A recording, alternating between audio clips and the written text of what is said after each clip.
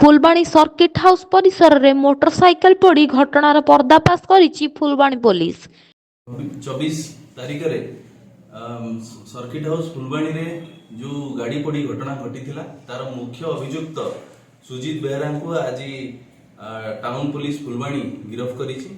घटना घटिबा परे एसपी कंधमाल नेतृत्व रे गोटे टीम गठन करा हितला जार नेतृत्व एसडीपीओ सदर एवं आईआईसी टाउन नेइथिले एवं तांको प्रचेष्टा बळे आज मुख्य अभियुक्त को आम अरेस्ट करिछि। घटना को गुरुतर सह नहीं कंधमाल एसपी निर्देश क्रमे एक स्वतंत्र टीम गठन कर छानबीन आरंभ करथिला पुलिस। घटना रे मुख्य अभियुक्त सुजीत बेहेरा नामक एक युवक को गिरफ करिछि पुलिस। एने सांबादिक सम्मेलन माध्यम रे सूचना देइछंती अतिरिक्त एसपी स्नेहाश्री साहू। घटना प्रकार रे गत 26 डिसेम्बर विलंबित रात्र रे फुलबाणी सर्किट हाउस परिसर रे एक स्कूटी रे दुर्बृत्त पेट्रोल ढाली निआं लगाई देइथिले। फल स्कूटी निकट रे थिबा एक पल्सर मोटरसाइकेल और फुलबाणी विधायक गाड़ी क्षतिग्रस्त होइथिला।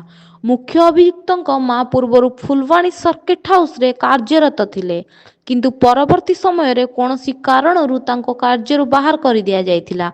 प्रतिशोध परायण होई अभियुक्त एभली कांड घटाइथिबा प्राथमिक तदंतरू जणा पड़िथिबा बेले अभियुक्तଙ୍କ नामरे फुलबाणी टाउन थाना आगरू भिन्न भिन्न 5टी मामला थिबा कहिसंती अतिरिक्त एसपी स्नेहाश्री साहू कंधमालरू दी उत्कल।